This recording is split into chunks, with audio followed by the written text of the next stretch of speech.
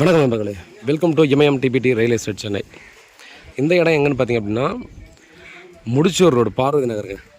So Parvati நகர் ஜங்ஷன்லேருந்து பார்த்தீங்கன்னா எக்ஸாக்டாக ஒரு 100 மீட்டர் தாங்க. ஒரு 100 மீட்டர்லேயே பார்த்தீங்கன்னா வெஸ்ட் ஃபேஸிங்கில் நமக்கு 40க்கு 90 அப்படின்ற சைஸில் பார்த்தீங்கன்னா ஒரு பெரிய ப்ராப்பர்ட்டிங்க. ஸோ ஒன்று சேல்ஸுக்கு வந்துருக்குது. வெஸ்ட் ஃபேஸிங்கில் இருக்குது 24 ஃபீட் ரோடு.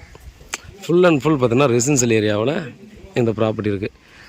இந்த ப்ராப்பர்ட்டி பார்த்திங்க அப்படின்னா அப்பார்ட்மெண்ட் பர்பஸ்க்காக யாராவது பர்ச்சேஸ் பண்ணணும் அப்படின்றவங்களுக்கு ரொம்ப நல்லாயிருக்கும். அதே போல் பார்த்தீங்கன்னா பெரிய அரண்மனையாக நம்ம கட்டணும் அப்படின்ற மாதிரி நினைக்கிறவங்களுக்கு கண்டிப்பாக இது ஒரு நல்ல ப்ராப்பர்ட்டியாக இருக்கும்.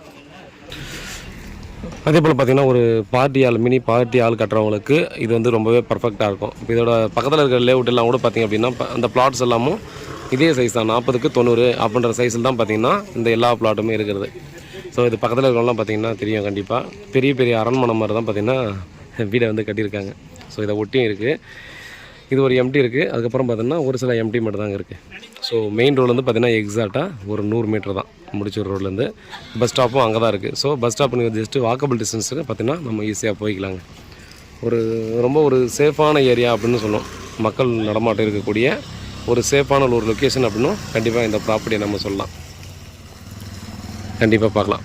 நம்ம வந்து பார்த்திங்கன்னா இது நம்ம ஒரு அப்பார்ட்மெண்ட் கட்டி சேல்ஸ் பண்ணுறது இந்த மாதிரி கூட பார்த்தோன்னா ரொம்ப நல்ல ஒர்த்தான ஒரு ப்ராப்பர்ட்டி அப்படின்னு கண்டிப்பாக இதை நம்ம சொல்லலாங்க.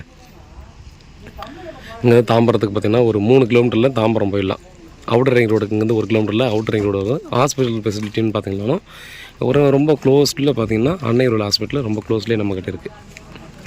ஸ்கூல் அப்படின்னு சொல்லி பார்த்தாலும் பார்த்திங்க அப்படின்னா இங்கே நிறைய ஸ்கூல் வந்து ஆன் ரோட்லேயே பார்த்திங்கன்னா நிறைய ஸ்கூல்லாம் இருக்குது. ஸோ அந்த ஃபெசிலிட்டி எந்த ஒரு ப்ராப்ளம் இல்லை. இங்கே ட்ரைனேஜ் ஃபெசிலிட்டி வந்து பார்த்திங்கன்னா நிறைய பேர் கேட்பீங்க.